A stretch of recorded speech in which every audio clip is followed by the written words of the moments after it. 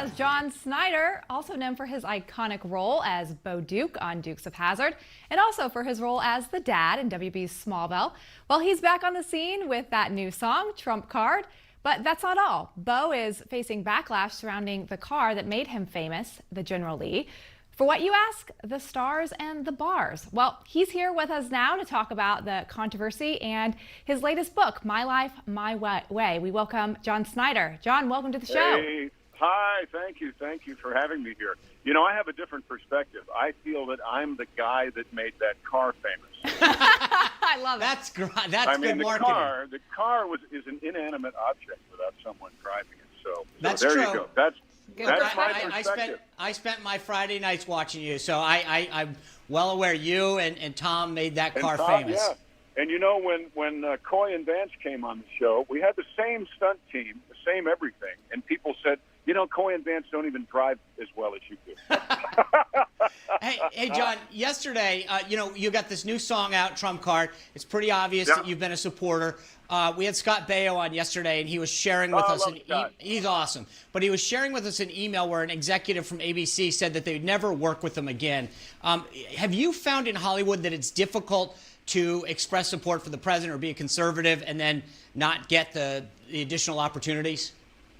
Well, you know, that whole "you'll never work in this town" thing again is just such a crock. You know, you'll never work in this town again until they need you, right? Until you're right for the role. Well, I brushed the dust of Hollywood off my feet back in 2013. Have not gone back. Have a wonderful, wonderful independent movie and music career. But also, and this is something that I don't know why people haven't latched onto this yet. I am on and have been for the last 7 years the #1 show on the Oprah Winfrey Network. So I've done a Tyler Perry show, which has been a gift from God. Love every minute of it. Called The Haves and Have-Nots. And John, you're also forgetting. Look, we're alums of Dancing with the Stars, right? You were on season. Hey, that's right. I mean, we got that connection going. You had a great run on season 27. I think it was with Emma Slater. You guys were fantastic. And was that not the hardest thing you've ever done in your life? It was the hardest, the scariest, and yet one of the best. It was everything wrapped into one. And it was nervous as heck going into it, and I couldn't be more proud and happy that I did it when I came out. You know, it was wild. I've done Broadway. I did Grand Hotel on Broadway. I did Chicago on Broadway. I toured with plays and sung for 100,000 people. But Dancing with the Stars scared me to death. Well, John, I got to ask you, you know, we've been seeing all this cancel culture stuff happening lately. It's like one thing every day that's new. But Dukes of Hazzard has gotten some heat as well, potentially getting pulled from Amazon's streaming service. Have you heard from fans? What's the feedback from them? Everybody's upset about it. Everybody thinks it's the Dukes of Hazzard is a victim of collateral damage, really. I agree. The car, the show, the concept of the show, and your memories of loving the show when you were a kid, you are innocent. You are innocent.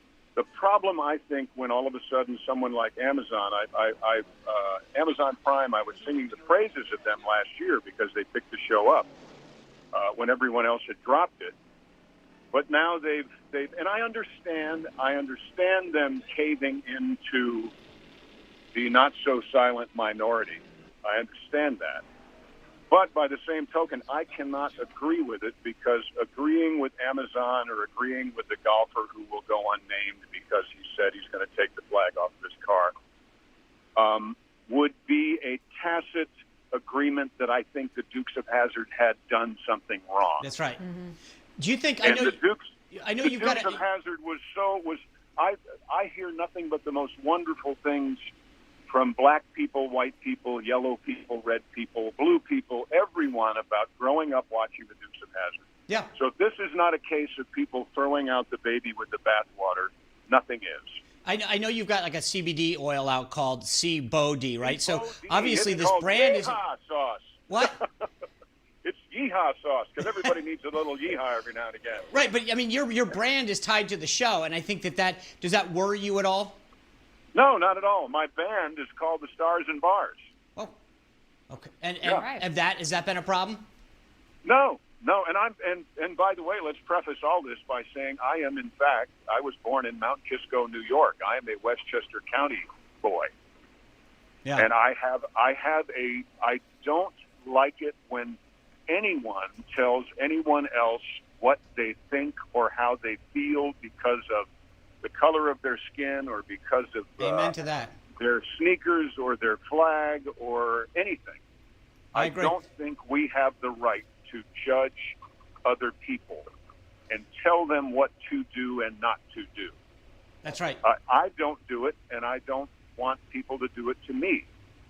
Hey, I think that's a sentiment that I hear all so often on the right. We don't do it to you, but you do it to us, and it's amazing because they're supposed to be the inclusive and tolerant ones. Hey, because you're a singer and you're a band, I got a quick question for you that hopefully you can give me a yes or no. The Dixie Chicks changed their name. They dropped Dixie out. Now they're just the Chicks. Well, I think that could be offensive to women. So I've come up with an idea. I think the Dixie Chicks should just go by the. What do you think? Is that a good idea?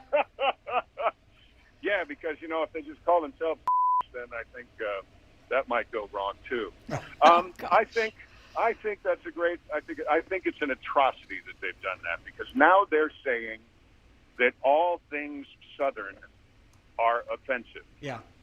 And I flatly disagree.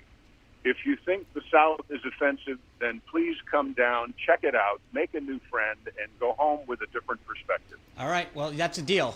John, thank you for being with us and sharing your perspective. You're welcome. Have a great You're 4th welcome. of July. Thank you. You too. JohnSchneiderStudios.com. JohnSchneiderStudios.com. All right. All right. Bye. Thank you. All right. Well, we want to thank you for all the great feedback that you've been giving us lately. We've been loving it, and we would love to hear more.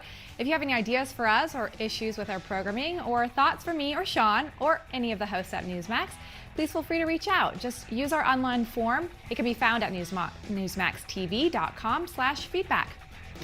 All right, well, coming up next, we're talking to David Horowitz. His new book has climbed to the New York Times bestsellers list, but the left's bias may have impacted the book's rankings. That's next.